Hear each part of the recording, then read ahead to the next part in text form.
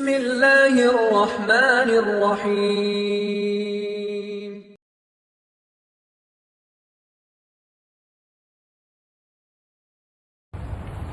இந்த பூமிக்கு வேதனையிலிருந்து தடுக்கக்கூடிய முதல் தடுப்பு முஹம்மது ரசூலுல்லாஹ் ஸல்லல்லாஹு அலைஹி வஸல்லம். நீங்கள் இருக்கும் வரை அவர்களை நான் வேதனை செய்ய மாட்டேன். இரண்டாவது, வமா கான அல்லாஹு முஅذிபஹும் வஹும் யஸ்தக்ஃபிரூன். அல்லாஹ்விடத்திலே பாவ மன்னிப்பை கேட்டுக் கொண்டிருக்கும் வரையும் அவர்களை நாம் வேதனை செய்ய மாட்டோம். இஸ்திக்ஃபார், முஹம்மது ரசூலுல்லாஹ் எம்மை விட்டு சென்று விட்டார்கள். ஆனால் இஸ்திக்ஃபார், பாவ மன்னிப்பு மறுமை வரை எம்மோடு இருக்கும். அல்லாஹ்வுடைய தூதர் ஸல்லல்லாஹு அலைஹி வஸல்லம் சொன்னார்கள், யார் இஸ்திக்ஃபாரை பாவ மன்னிப்பை அதிகமாக தேடுகிறார்களோ ஜஅலல்லாஹு லஹு மின் குல்லி ஹம்மின் ஃபரஜா, ஒவ்வொரு துக்கத்திலிருந்தும் வெளியேறக்கூடிய வழியை, வமின் குல்லி தீகின் மக்ரஜா, ஒவ்வொரு நெருக்கடியிலிருந்தும் வெளியேறக்கூடிய வழியை, அவர் எண்ணாத புறத்திலிருந்து அவருக்கு வாழ்வாதாரத்தை அல்லாஹ் ஏற்படுத்துவார். எதை அதிகமாக செய்தால் இஸ்திக்ஃபார், பாவ மன்னிப்பை. கண்ணியத்துக்குரியவர்களே, உங்களுக்கு தெரியுமா, அஸ்ஸுனூப் பாவங்கள் உங்களுக்கு தெரியுமா? எது இப்லீஸை அல்லாஹ்வுடைய ரஹ்மத்தில் இருந்து விலக்கியது, எது இப்லீஸுக்கு அல்லாஹ்வுடைய லானத்தை வாங்கி தந்தது, எது ஃபிர்அவுனையும் அவர்களுடைய சமூகத்தையும் கடலில் மூழ்கடித்தது, எது தமூது கூட்டத்தையும் நபி சாலிஹின் கூட்டத்தையும் அழித்தது, எது காரூனை இந்த பூமியில் சொருக வைத்தது, அழிக்க வைத்தது, இந்த பூமியில் ஏற்படுகின்ற கஷ்டம், இந்த பூமியில் ஏற்படுகின்ற துன்பம், இந்த பூமியில் ஏற்படுகின்ற வேதனை, இவற்றிற்கெல்லாம் காரணம் என்ன தெரியுமா? கேள்வி பலவாக இருந்தாலும் பதில் ஒன்றுதான். இதற்கெல்லாம் முக்கிய காரணம் அஸ்ஸுனூப், பாவங்கள். இந்த பூமியில் எந்த ஒரு சோதனையும் விழுவதில்லை, இந்த பூமி பாவத்தால் நிரம்புவதாலே தவிர. அல்லாஹ் ரப்புல் ஆலமீன் கூறுகிறான், சூரத்துர் ரூம் 41வது வசனம், ظهر الفساد في البر والبحر بما كسبت أيدي الناس. கடலிலும் நிலத்திலும் குழப்பங்கள் பரவுகிறது. ஏன்?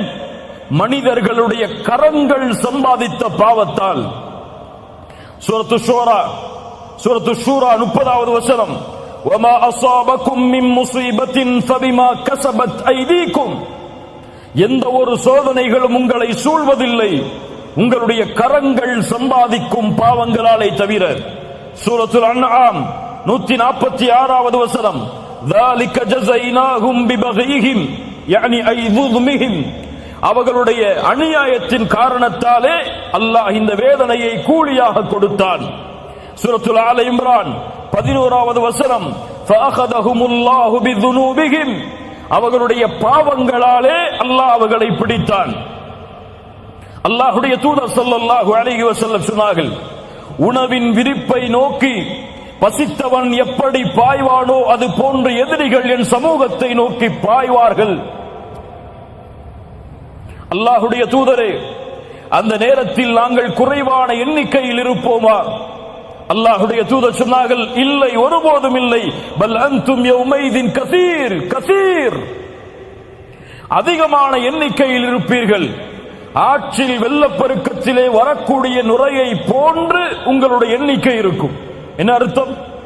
எண்ணிக்கை எல்லாம் கோடான கோடி. உலகத்தின் 2வது தரமுடைய மக்கள், எந்த நாட்டிலும் முதல் தரம், அவ்வளவு உலகத்தின் மெஜாரிட்டி. ஆனால் ஆற்றின் வெள்ளப்பெருக்கத்தில் வரக்கூடிய நுரைக்கு என்ன மதிப்போ அதுதான் அந்த எண்ணிக்கைக்கு மதிப்பு. ஏன் அல்லாஹ்வுடைய தூதரே மேலும் சொன்னார்கள், அல்லாஹ் எதிரிகளுடைய பயத்தை, உங்களுடைய எதிரிகளுடைய உள்ளத்திலிருந்து உங்கள் மீதுள்ள பயத்தை அல்லாஹ் எடுத்து உங்களுடைய உள்ளத்தில் அல்லாஹ் வகுனை சாட்டுவான். ஏன் இதுவெல்லாம் ஏன் நடக்கிறது? என்ன காரணம்? அல்லாஹ் விரும்பியதால் நடக்கிறதா? இல்லை. ஹுப்புத் துன்யா வ கராஹியத்துல் மௌத், உலக ஆசை, மரணத்தை வெறுக்கக்கூடிய தன்மை, இந்த இரண்டும் பெருகிவிடும் என்று அல்லாஹ்வுடைய தூதர் ஸல்லல்லாஹு அலைஹி வஸல்லம் சொன்னார்கள். ஆம், இதுவெல்லாம் எதை சொல்கிறது? இந்த பூமியில் பாவங்கள் நிலையாக இருப்பதால் தான் அல்லாஹ்வுடைய சோதனையும் வேதனையும் வருகிறது. இது ஒட்டுமொத்த சமூகத்திற்கும் தனிப்பட்ட மனிதருக்கும் சரி. ஆனால் கேள்வி கேட்கலாம், பலர் பாவம் செய்கிறார்கள், ஆனால் அவர்களுக்கெல்லாம் அருட்கொடைகள் கொட்டு என்று கொட்டுகிறது. பாவம் செய்யக்கூடிய மனிதன் செல்வத்தில் அதிகரிக்கிறான். பாவம் செய்யக்கூடிய மனிதனுக்கு உலகத்திலே மாடான மாளிகைகள் எப்படி கிடைக்கிறது? பாவம் செய்தால் தண்டனை உண்டென்றால் ஏன் இப்படி நடக்கிறது? அல்லாஹ்வுடைய தூதர் ஸல்லல்லாஹு அலைஹி வஸல்லம் அதற்கும் பதில் சொன்னார்கள். ஒரு அடியானுக்கு அல்லாஹ் இந்த பூமியில் உள்ள அருட்கொடைகளை கொடுக்க ஆரம்பிக்கிறான். அவன் பாவம் செய்தாலும் என்றால் அது அவனுக்கு கொடுக்கப்படுகிற அருட்கொடை அல்ல, அவனுக்கு அல்லாஹ் கொடுக்கின்ற வாய்ப்பு. சிறிது சிறிது அல்லாஹ் அவனை பிடிப்பான். எப்படி? இந்த ஆயத்தை ஓதிக்கொள்ளுங்கள். சூரத்துல் அன்ஆம் 44வது வசனம். ஃபலம்மா நஸூ மா ذُكِّرُوا بِهِ فَتَحْنَا عَلَيْهِمْ أَبْوَابَ كُلِّ شَيْءٍ. எப்போது எம்முடைய நினைவை அவர்கள் மறக்கிறார்களோ அப்போது வானத்துடைய எல்லா கதவுகளும் அவர்களுக்காக திறக்கப்படும். அல்லாஹ்வை மறந்தால் வானத்துடைய கதவுகள் திறக்கப்பட்ட அருட்கொடைகள் கொட்டும். ஆனால் ஹத்தா இதா ஃபரிஹூ பிமா ஊது, அல்லாஹ் கொடுத்ததை கொண்டு அவர்கள் நிம்மதியோடு வாழ்ந்து கொண்டிருக்கும் பொழுது அகத்னாஹும் பக்தா, திடீரென அல்லாஹ் அவர்களை பிடித்து விடுவான். அதற்கு பிறகு நஷ்டவாளிகளாக அவர்கள் மாறிவிடுவார்கள். அல்லாஹு அக்பர். கண்ணியத்துக்குரியவர்களே, உங்களுடைய வாழ்வாதாரம் குறைகிறது என்றால், ரிஸ்கில் உங்களுக்கு நெருக்கடி ஏற்படுகிறது என்றால் ஒரே காரணம்தான், நீங்கள் பாவத்தில் மூழ்குகிறீர்கள். உங்களுடைய இல்மு குறைகிறது என்றால் ஒரே காரணம்தான், பாவத்தில் மூழ்குகிறீர்கள். இப்னு மஸ்ஊத் ரலியல்லாஹு அன்ஹு அவர்கள் சொன்னார்கள், ஒருவன் கற்கின்ற இல்மை மறக்கிறான் என்றால் அதற்கு காரணமாக நான் அறிவது பில் ஹதீஅத்தி யஅமலுஹா, அவன் செய்யக்கூடிய பாவம்தான். இமாம் ஷாஃபிஈ ரஹிமஹுல்லாஹ், இமாம் மாலிக் அவர்களுடைய மாணவர். இமாம் மாலிக் அவர்கள் இமாம் ஷாஃபிஈ அவர்களுடைய இல்மின் திறமையை பார்த்து வியந்தார்கள். 9 வயதில் இமாம் மாலிக் எழுதிய முவத்தாவை முழுவதுமாக மனனம் செய்தார்கள். இமாம் ஷாஃபிஈ 9 வயதில் அழைத்தார்கள், யா ஷாஃபிஈ, உன்னுடைய இல்மை பார்த்து வியக்கிறேன். அல்லாஹ் உன்னுடைய கல்பில் நூரை வெளிச்சத்தை ஏற்படுத்தி இருக்கிறான். அந்த வெளிச்சத்தை பாவங்களால் அணைத்து விடாதே ஷாஃபிஈ. சுப்ஹானல்லாஹ். என்ன அறிவுரை பாருங்கள், என்ன அறிவுரை பாருங்கள். ஆம் கண்ணியத்துக்குரியவர்களை, எல்லாவற்றிற்கும் பாவங்கள் தான் காரணம். என்னால் சரியாக தொழுகையை நிறைவேற்ற முடியவில்லை, ஏன்? இரவு வணக்கத்தில் என்னால் ஈடுபட முடியவில்லை, ஏன்? பாவ மன்னிப்பின் பக்கம் விரைய முடியவில்லை, ஏன்? அல்லாஹுவை அதிகமாக நினைவு கூற முடியவில்லை, ஏன்? பொய்களை புறங்களை பேசுவதை விட்டு விலக முடியவில்லை, ஏன்? உறவுகளை சேர்த்து வாழ்வதை விட்டு பெற்றோர்களுக்கு பணிவிடை செய்வதில் என்னால் நெருங்க முடியவில்லை, ஏன்? அதிகமாக அல்லாஹ்வுடைய பாதையில் என்னால் கொடுக்க முடியவில்லை, ஏன்? கேள்விகள் பல தொடர்கிறது. தொழுகையில் நின்றால் ஈடுபாடு இல்லை, அல்லாஹ்வுடைய பாதைக்காக உழைத்தால் முழுமை இல்லை, எந்த வழியில் சென்றாலும் நிம்மதி இல்லை, ஏன்? அலி இப்னு அபி தாலிப் அவர்களிடத்தில் ஒரு மனிதர் வந்து கேட்டார், யா அலி, ஹுர்ரிம்து மினஸ் ஸலாத்தி பில்-லைல், இரவுடைய வணக்கத்திலிருந்து தூரமாகிறேன், தடுக்கப்படுகிறேன். ஆனால் காரணம் தெரியவில்லை அலியே, ஏன் இரவு வணக்கத்தை என்னால் தொழ முடியவில்லை? அலாரம் வைக்கிறேன், மனைவியை எழும்படி என்னை எழுப்பிவிடு என்று கூறுகிறேன், எல்லா வசதிகளையும் ஏற்படுத்துகிறேன், ஆனால் இரவு வணக்கத்தில் ஈடுபட முடியவில்லை அலி, ஏன்? அலி அவர்கள் சொன்னார்கள், அந்த ரஜுலுன் கது கையதத்க துனூபுக், நீ பாவங்களால் பிணைக்கப்பட்ட கட்டப்பட்ட மனிதனாக இருக்கிறாய். தொழுகையை சரியாக தொழ முடியவில்லையா? முயற்சி எடுத்தும் உங்களிடத்திலே பாவங்கள் இருக்கிறது. அல்லாஹ்வை முழு மனதோடு அழைக்க முடியவில்லையா? உங்களிடத்திலே பாவங்கள் இருக்கிறது. இரவு வணக்கத்திலே ஈடுபட முடியவில்லையா? உங்களிடத்திலே பாவங்கள் இருக்கிறது. நன்மையில் முன்னேற முடியவில்லையா? உங்களிடத்திலே பாவங்கள் இருக்கிறது. இதிலிருந்து நீங்கள் தௌபா செய்து விலகாமல் எந்த ஒரு சோதனையும் உங்களிடமிருந்து நீங்கள் நீக்க முடியாது. நபி நூஹ் அதைத்தான் சொன்னார் சமூகத்திற்கு. சூரத்து நூஹ், நபி நூஹ் சொன்னார்கள், ஃபகுல்து இஸ்தக்ஃபிரு ரப்பக்கும் இன்னஹு கான கஃபாரா. நபி நூஹ் தன் சமூகத்திற்கு சொன்னார், இஸ்தக்ஃபிரு ரப்பக்கும், ரப்பிடத்திலே மன்னிப்பை தேடுங்கள், அவன் மன்னிக்க கூடியவனாக இருக்கிறான். யுர்சிலிஸ் ஸமாஅ அலைக்கும் மித்ராரா, மலைகளை அவன் தொடர்ச்சியாக ஏற்படுத்துவான். அவனிடத்திலே பாவ மன்னிப்பை தேடுங்கள். உலகத்தில் செல்வத்தாலும் குழந்தைகளாலும் இந்த உலகத்தின் தோட்டங்களாலும் அதில் ஓடக்கூடிய ஆறுகளாலும் அல்லாஹ் உங்களுக்கு உதவி செய்வான், ஏற்படுத்துவான்.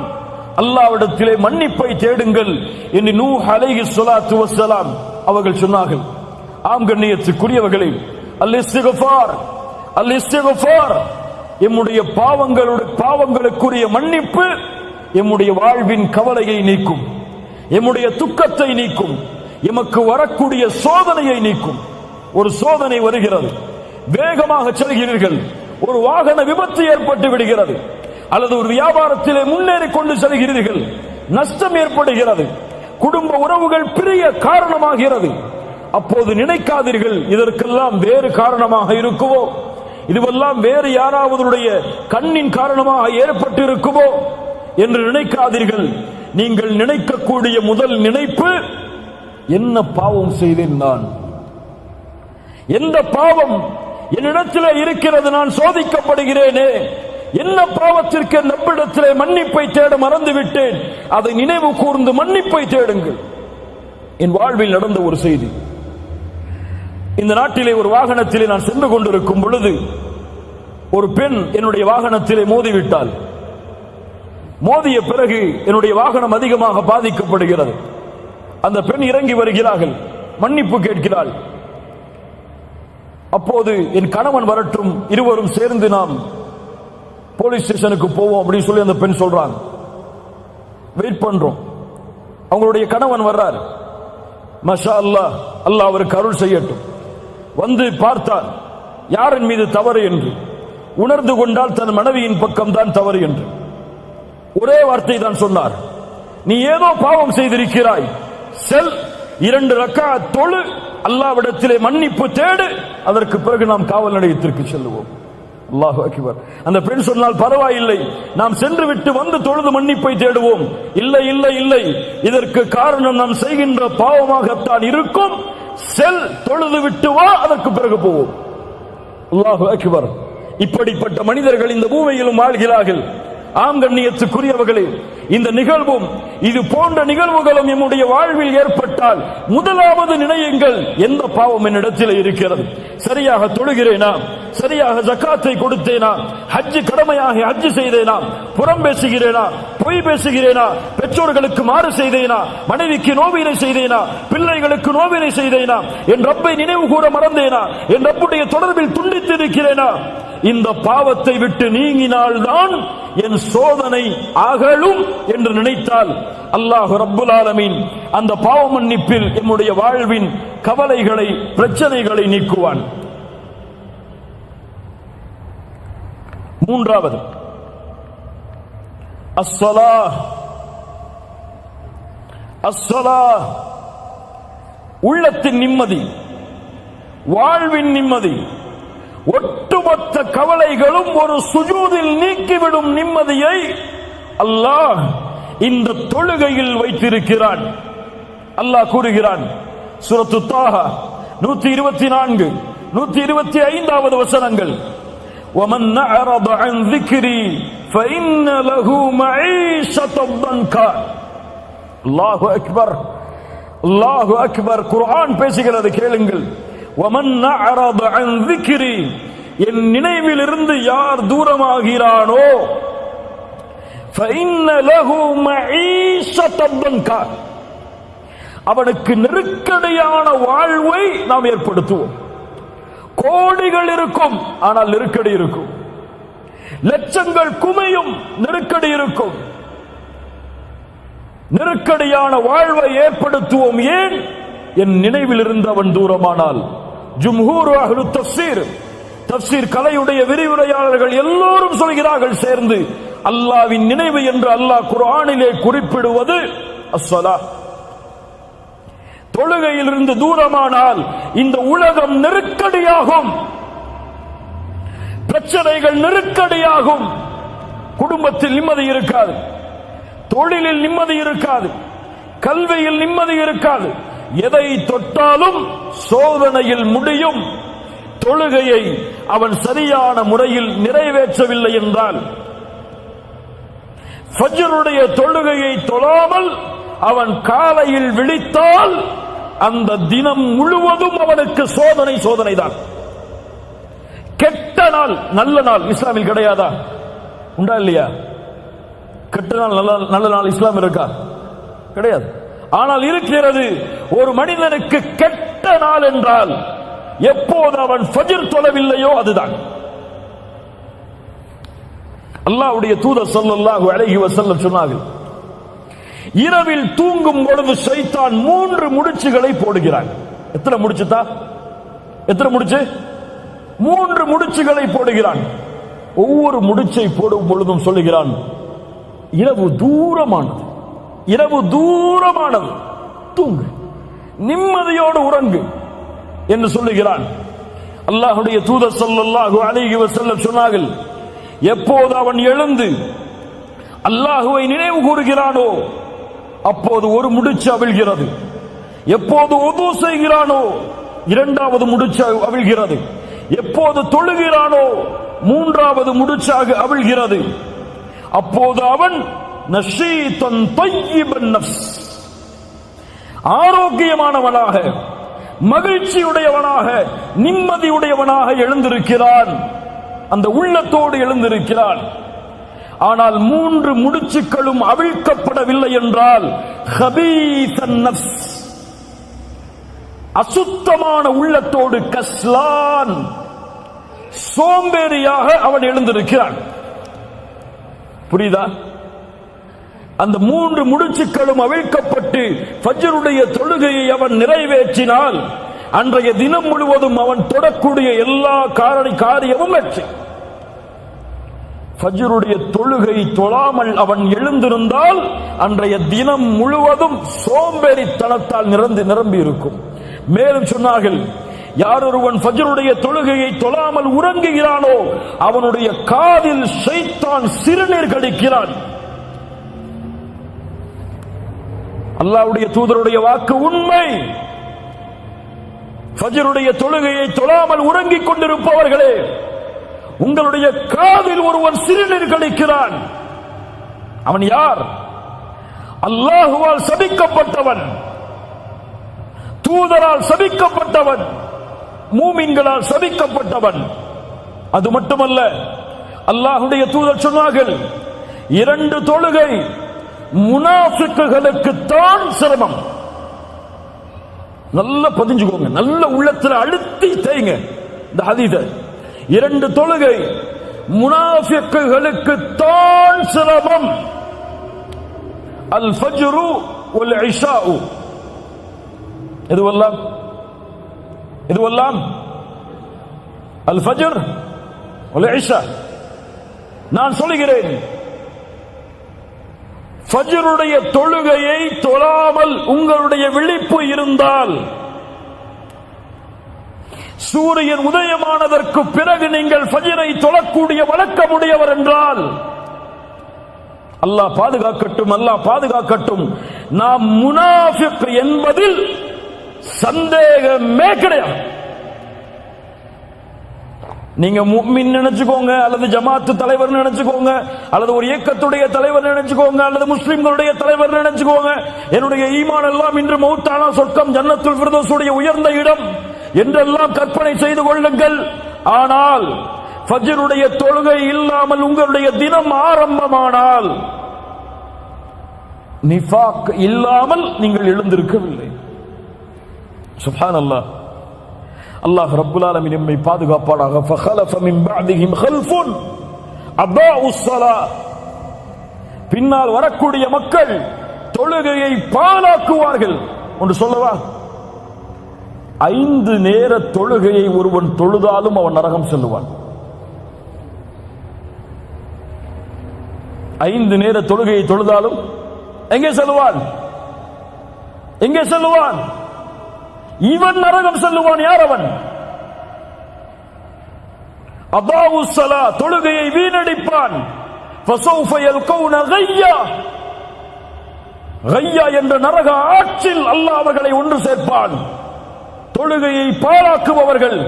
இப்னு அப்பாஸ் சொன்னார்கள், அக்ஹருஸ் ஸலாத அன் வக்திஹா, தொழுகையை அதனுடைய நேரத்தில் தொழாதவன்.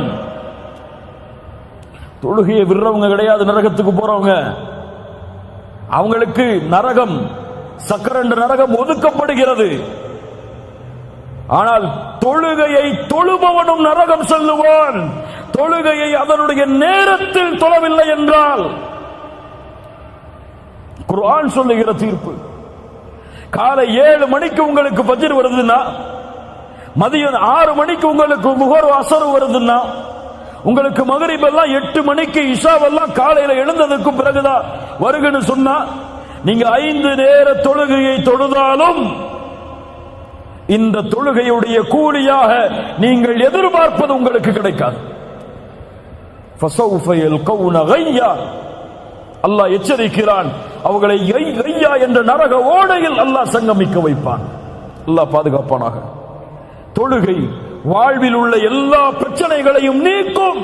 அதனால் தான் அல்லாஹ் கூறுகிறான், யா அய்யுஹல்லதீன ஆமனூ இஸ்தஈனு பிஸ்ஸப்ரி வஸ்ஸலாஹ் இன்னல்லாஹ மஅஸ் ஸாபிரீன்.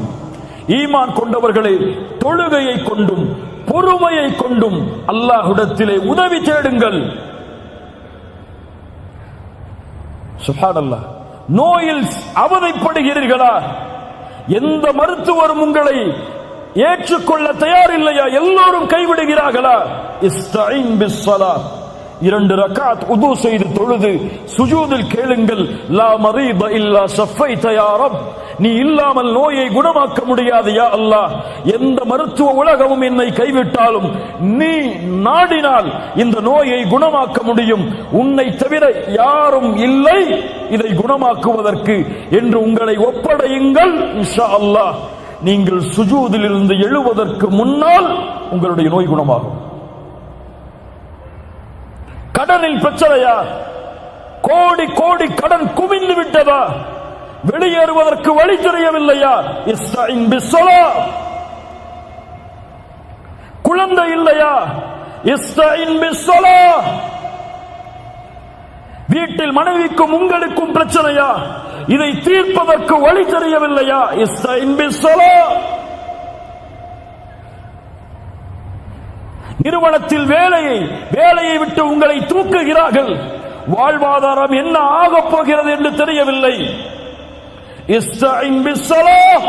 தொழுது முடிப்பதற்குள் உங்களுக்கு நீங்கள் விரும்பிய வேலையை விட சிறந்த வேலை உங்கள் வீட்டின் வாசலின் கதவை தட்டும்.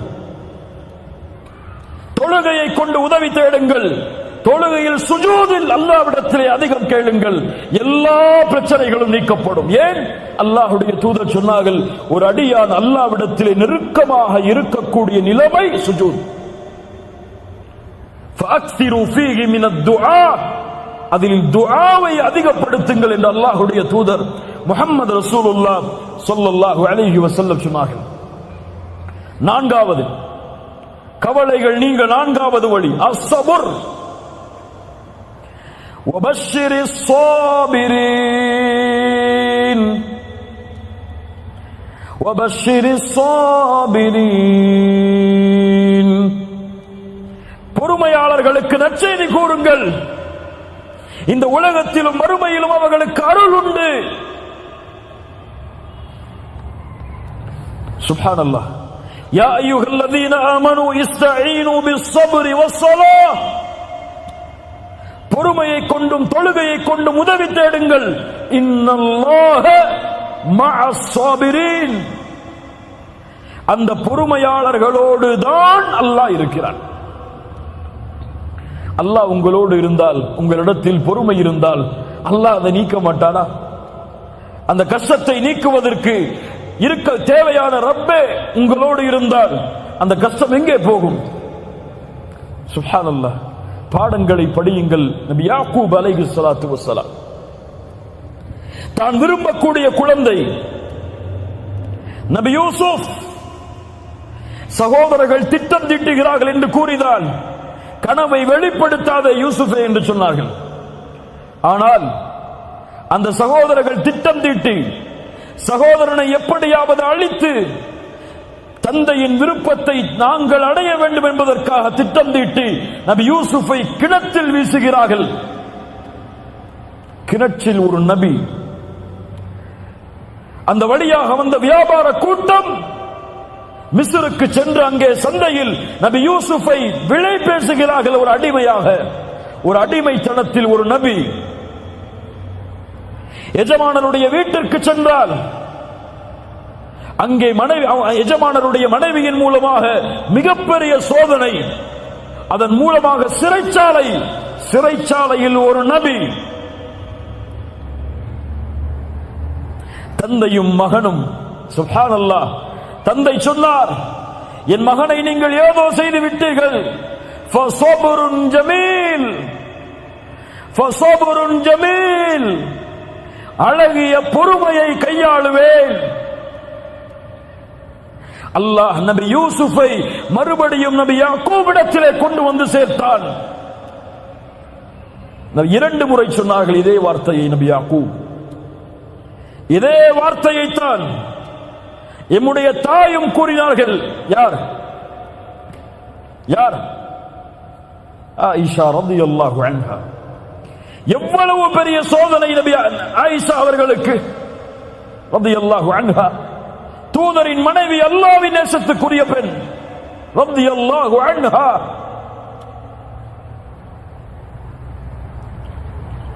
இந்த உலகத்தில் அருவருக்கத்தக்க ஒரு பாவத்தோடு ஒரு நபியின் மனைவி இணைக்கப்படுகிறார்கள். ஒரு சித்தீக்கின் மகள். தூதர் அல்லாஹ்வுடைய வசனத்தை எதிர்பார்த்திருக்கிறார்கள். சஹாபாக்களில் சிலர் அந்த தவறை பற்றி பேச ஆரம்பிக்கிறார்கள் மக்களிடத்தில். அல்லாஹ் அவர்களுடைய பாவங்களை மன்னிக்கட்டும். அல்லாஹ்வுடைய தூதரும் சஹாபாக்களும் என்ன செய்வதென்று திளைத்திருக்கிறார்கள். ஆயிஷா அவர்களுக்கு அந்த செய்தி போய் சேருகிறது. கவலையில் அழுது அழுது அழுது ஆயிஷா அவர்களுடைய உள்ளம் நெருக்கடியால் சூழ்கிறது. பல நாட்களுக்கு பிறகு ஆயிஷா அவர்களை அல்லாஹ்வுடைய தூதர் சந்திக்க செல்கிறார்கள். அதுவரை சலாமை தவிர வேறு பேச்சு கிடையாது. தன் கணவர் தன்னோடு பேச மறுக்கிறார். மூமின்களிடத்தில் தன்னை பற்றிய தவறான செய்திகள் பரப்பப்படுகிறது.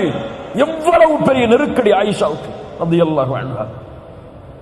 அல்லாஹ்வுடைய தூதர் சொல்லுகிறார்கள், ஆயிஷா, அபூபக்கர் அவர்களுடைய தாயாரும் அருகில் இருக்கிறார், அவருடைய மனைவியும் அருகில் இருக்கிறார்கள். ஆயிஷா அவர்களுடைய தாயாரும் இருக்கிறார்கள், தந்தையும் தாயும்.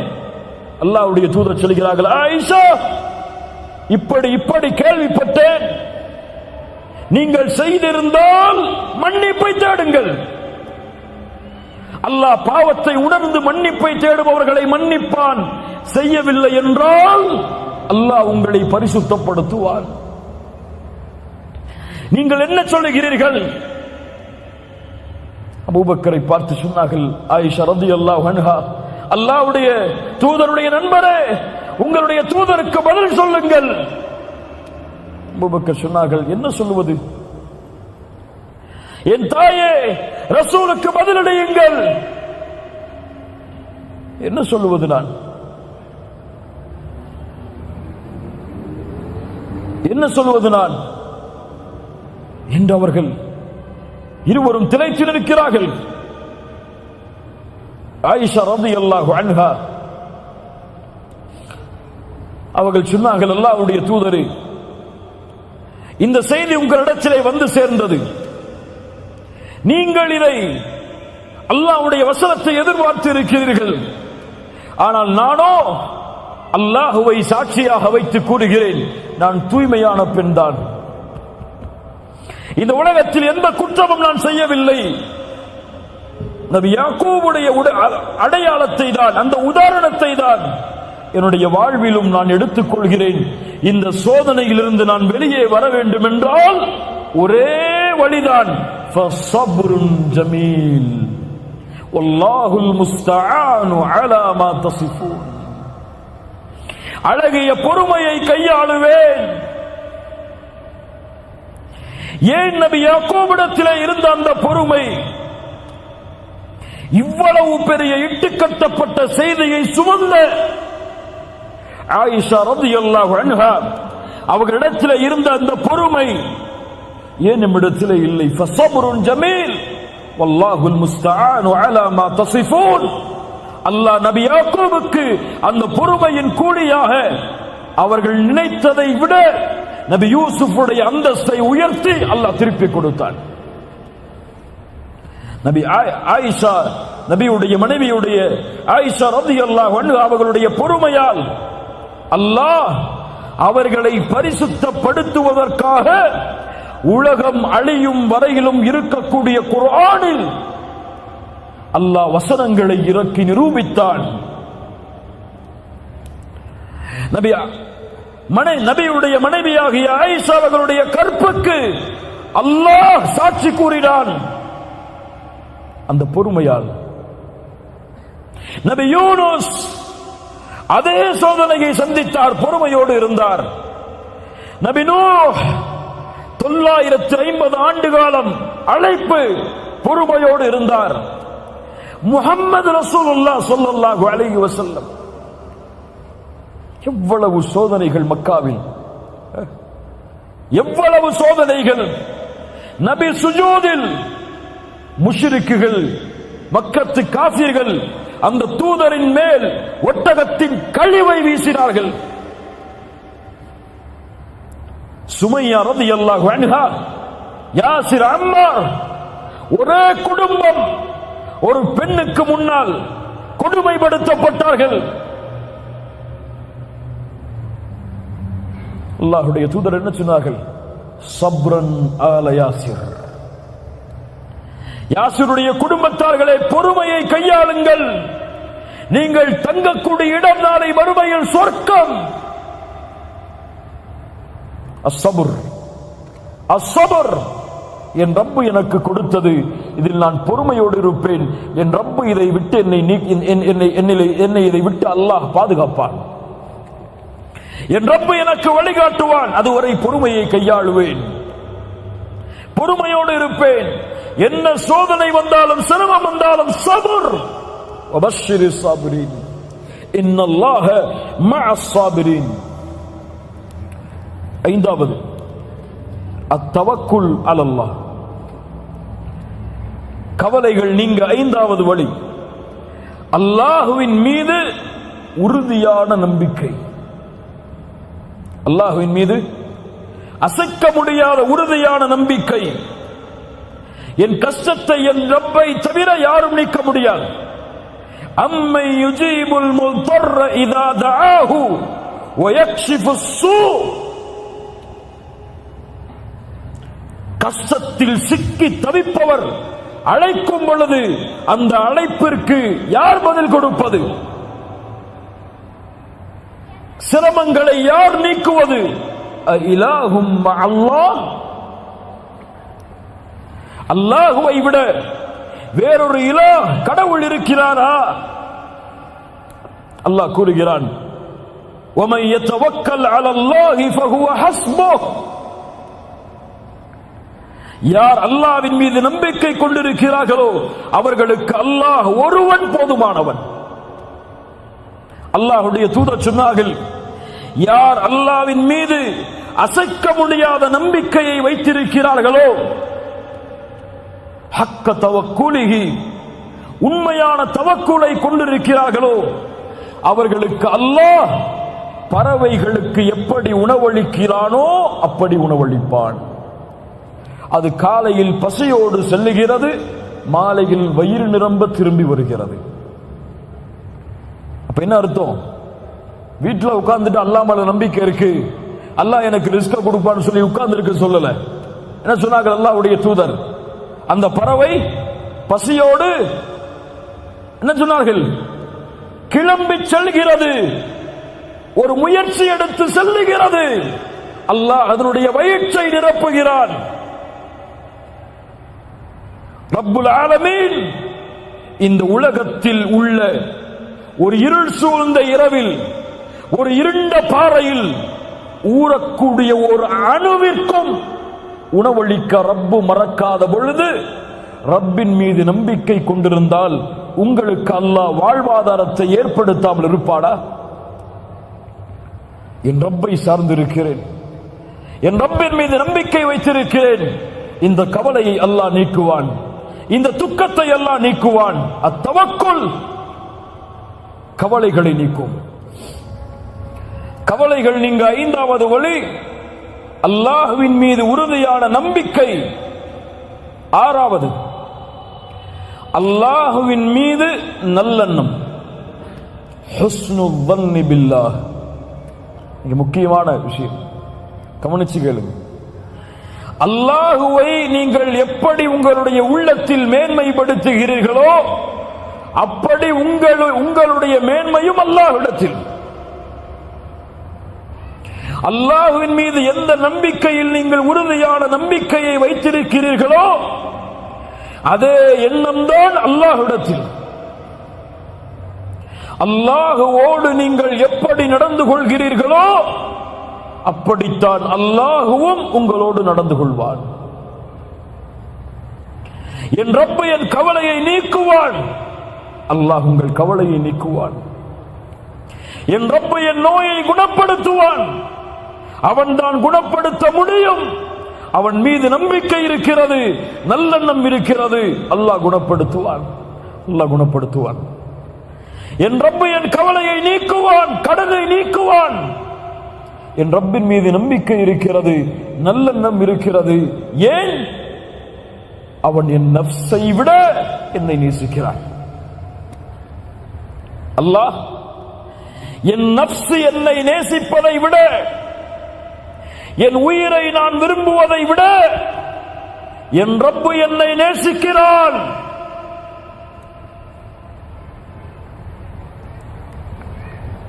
தூதருக்கு முன்னால் ஒரு குழந்தை காணாமல் போய் ஒரு தாயிடத்திலே கொடுக்கப்படுகிறது.